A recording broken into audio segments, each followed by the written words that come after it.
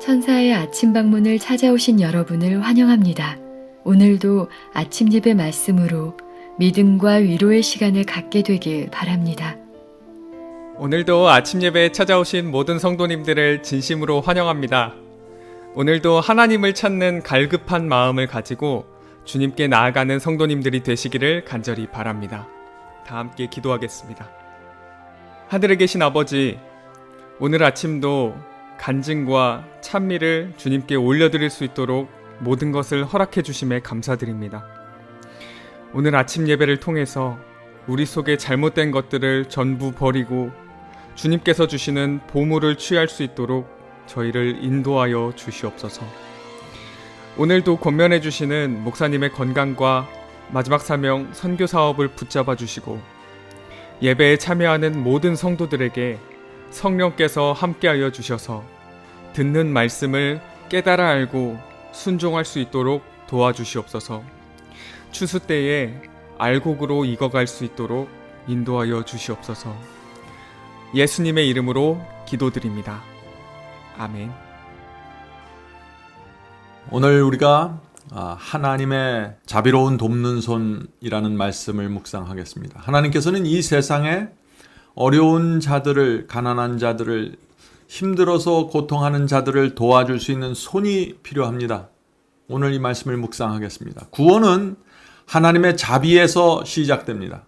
하나님께서 우리를 불쌍히 여기셔서 우리에게 소망이 생긴 것입니다. 그러므로 주의 긍휼하심 때문에 구원을 받았다면 우리의 가장 밑바닥에, 우리 신앙의 가장 밑바닥에 불쌍히 여기는 마음, 긍휼의 마음이 있어야 하는 것입니다. 오늘 우리가 그 마음을 받게 되길 간절히 바랍니다. 본문 성경절 마태복음 5장 7절입니다. 긍휼히 여기는 자는 복이 있나니 저희가 긍휼히 여김을 받을 것이며. 성도 여러분, 여러분은 하나님께 긍휼히 여김을 받기 원하십니까? 하나님께서 여러분을 불쌍히 여기기를 원하십니까? 그렇다면 우리가 다른 사람을 불쌍히 여기고 긍휼하게 여겨야 한다는 것입니다. 성경에는 이런 말씀이 종종 나옵니다. 다른 사람을 마음의 중심으로 용서해야 하나님께서도 나를 용서하겠다고 하셨고, 다른 사람을 판단하는 것처럼 하나님께서도 우리를 판단하시겠다고 하셨습니다. 하나님께서 성경에 왜 이런 말씀을 남기셨을까요? 자비와 불쌍히 여기는 마음이 없으면 하나님께서 인도하는 구원을 따라갈 수 없다는 것입니다. 본문을 읽겠습니다. 하늘에 계신 너희 아버지의 자비하심같이 자비하라. 하나님께서 그대를 위하여 마련하신 위대한 선물을 생각하라. 하나님께서는 모든 상상을 초월하는 당신의 사랑을 그대에게 입증해 주셨다. 우리는 그것을 잴 줄이 없으며 비교할 기준도 없다. 성도 여러분, 우리가 힘들고 외로울 때 하나님의 자비를 바라보시기 바랍니다. 우리가 외로울 때 하나님의 자비를 생각하시기 바랍니다. 하나님께서 우리를 긍휼하게 여기셔서 이 멀리 지구까지 오셨습니다. 우리를 어떻게 해서든지 구원하셔서 하늘로 데려가기 위해서 오신 것입니다. 그 모든 것은 하나님의 자비요 불쌍히 여기는 마음 때문에 그런 것입니다. 성도 여러분, 우리 하늘 아버지께서는 그 자식을 불쌍히 여기고 자비롭게 대하는 마음이 있는 것입니다. 그런데 그리스도인이 하나님의 성품을 오해하면은 참 어려운 문제가 생깁니다. 하나님께서는 조금만 실수하면 책망하고 정죄하고 채찍을 드는 분이 아니십니다. 하나님께서는 어떻게든지 기회를 주시고 인도하시고 빛을 주시고 보호해 주시는 분이십니다. 당자도 그런 하나님의 모습, 아버지의 모습을 기억했기 때문에 돌아가게 된 것이죠.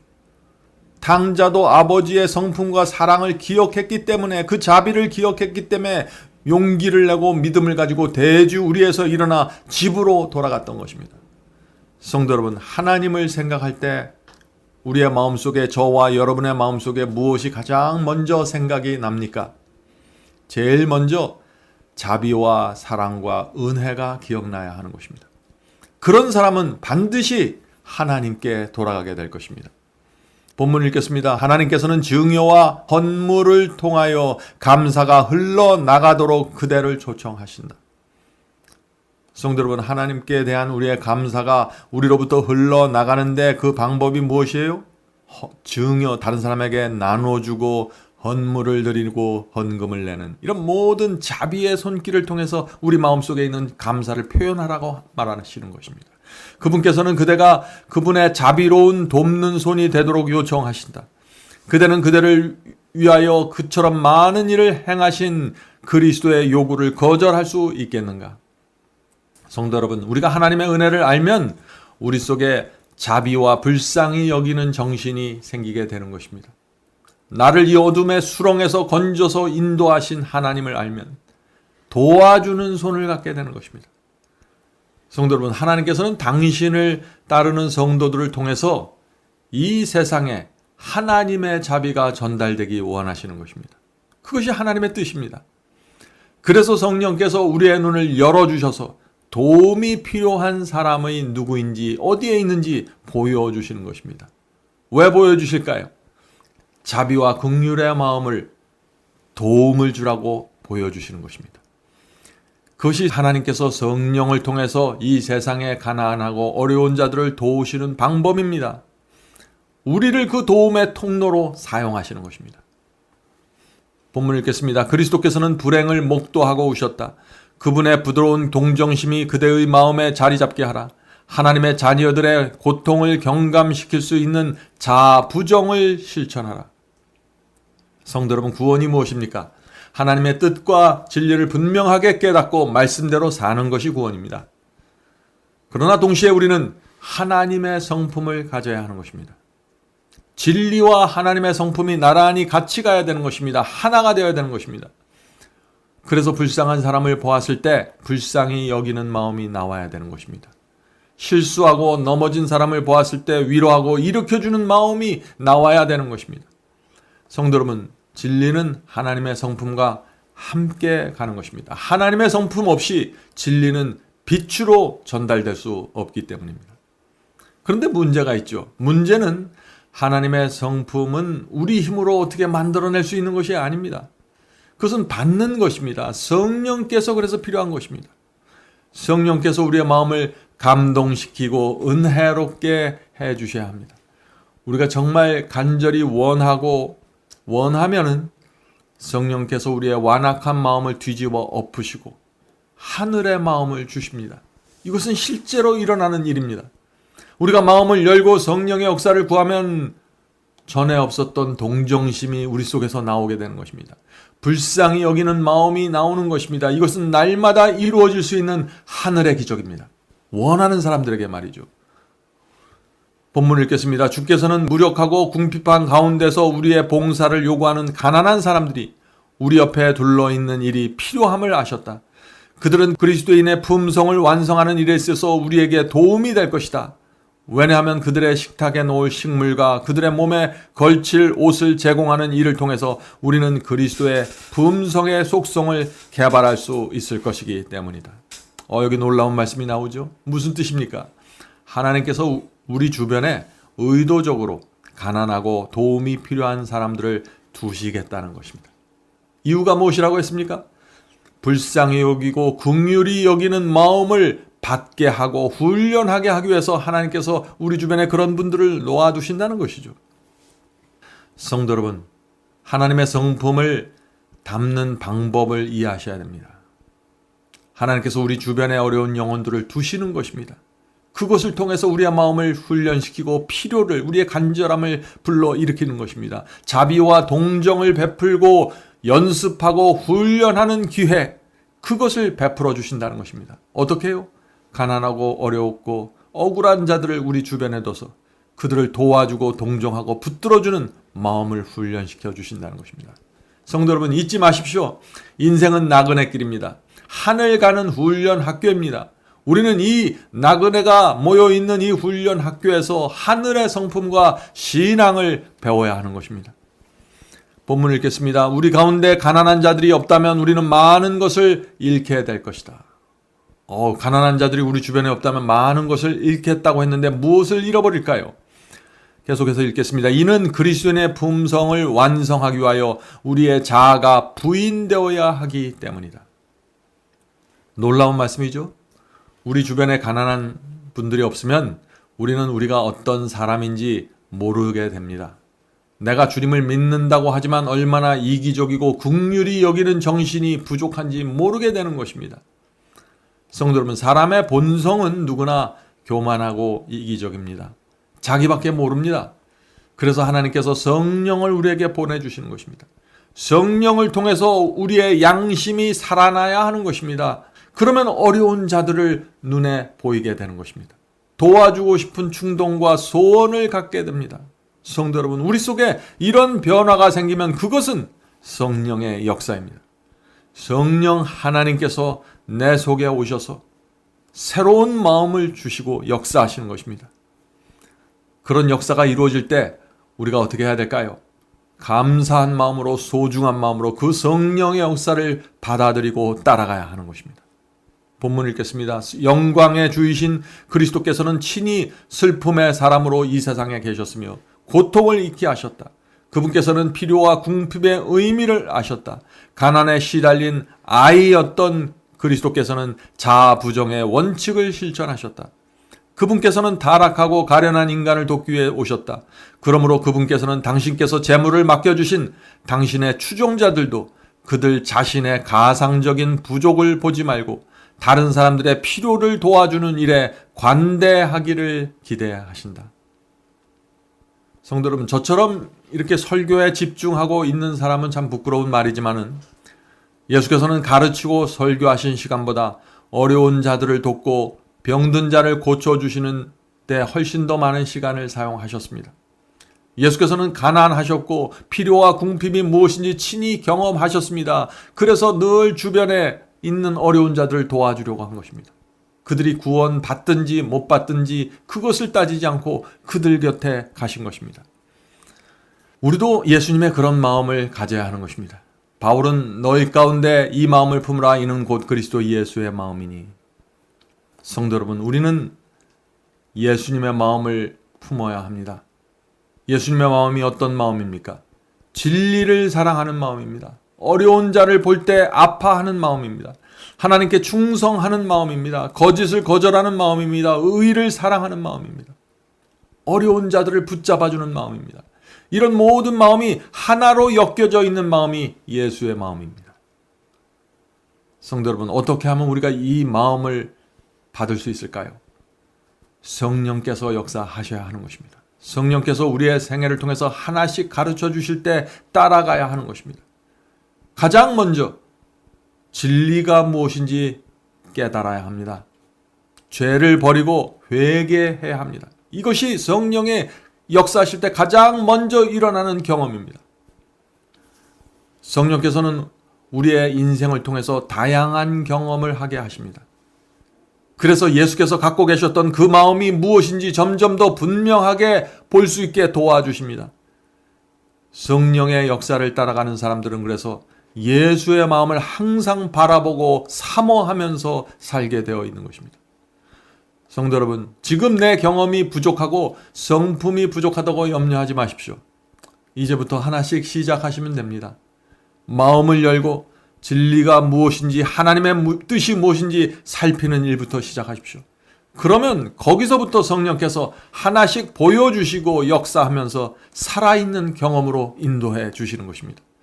성령께서 보여주고 알려주실 때 간절한 마음, 낮은 마음으로 굴복하십시오. 따라가십시오. 그렇게 하면은 여러분의 생에 겸손과 자비의 열매가 맺히게 될 것입니다.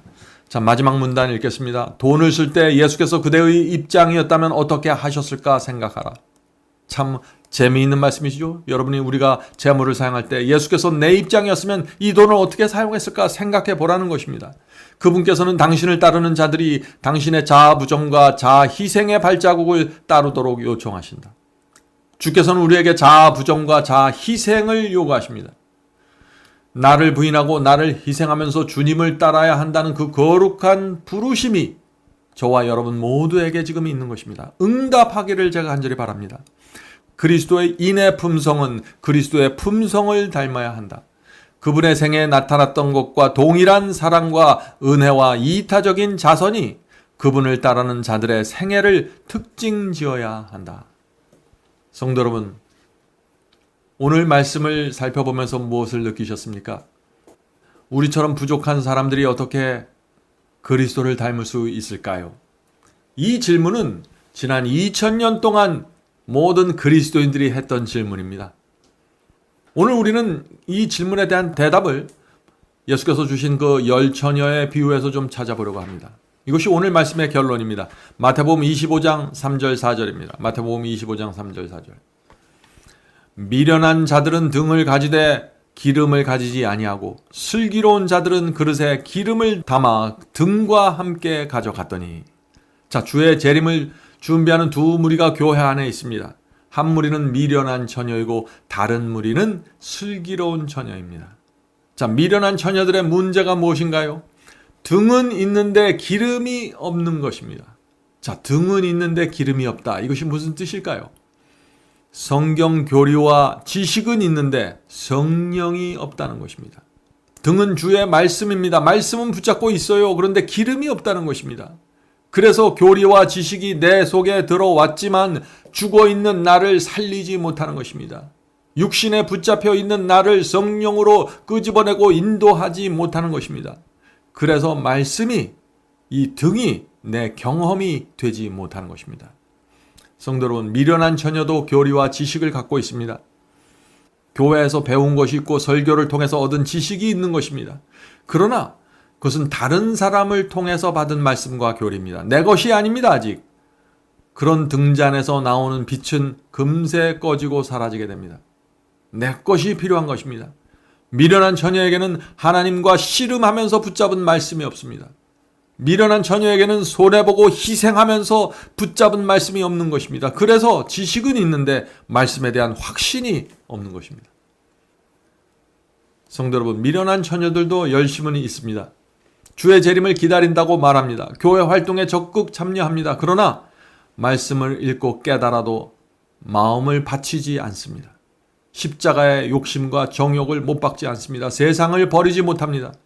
진리를 따라서 좁은 길을 걸으려고 하지 않습니다. 미련한 처녀는 하나님의 말씀이 인도하는 대로 따르기 위해서 전적으로 굴복하지 않습니다.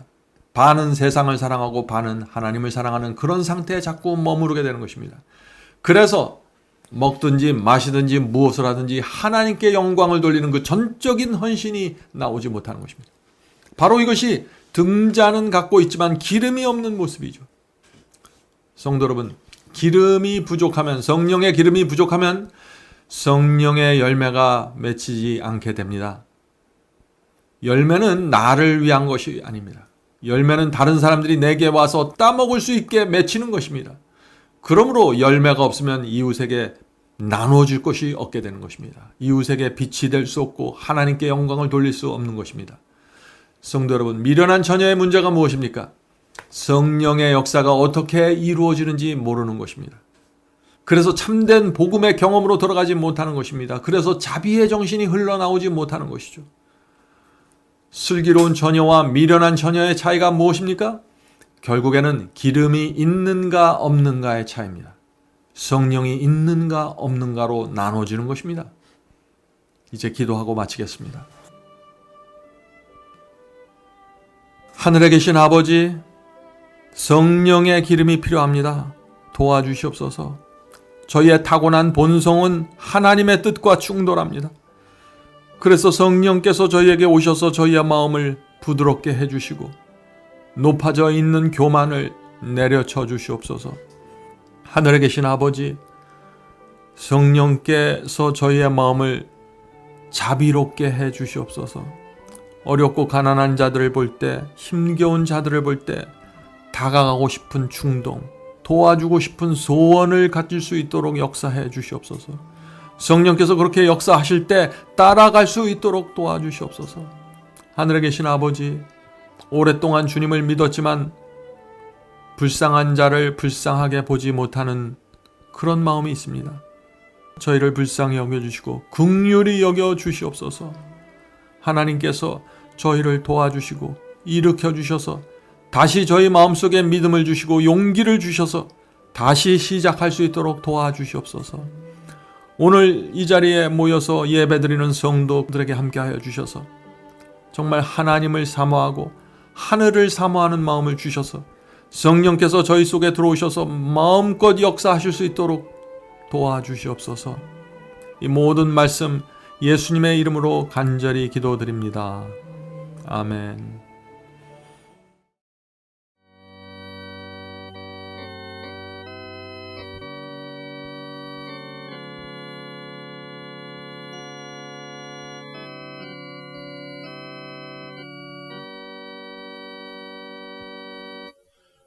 나의 죄를 대신하여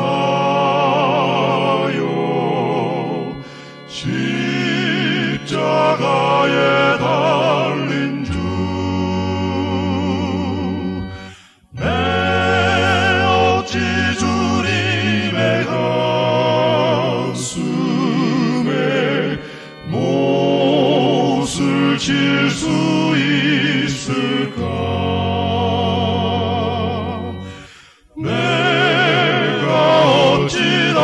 다시 주를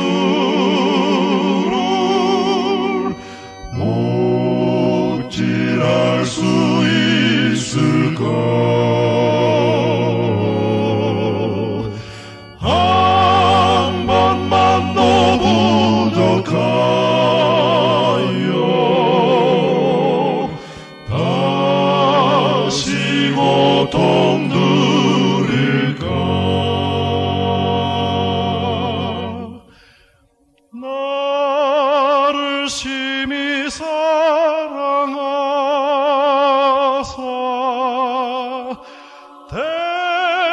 대속하신 주님을 내가 다시 배반하여 주를 실망시킬까? 내가 어찌 다시 주를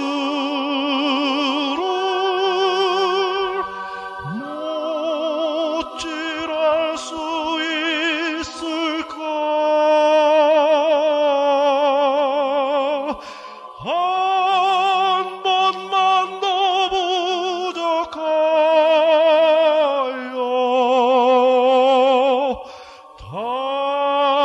다시 고통 누릴까? 내가 어찌 다시 주를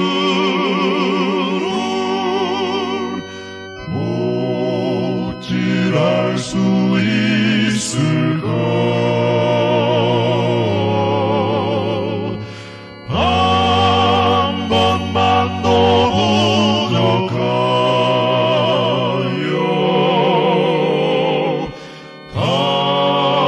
다시 고통 누릴까?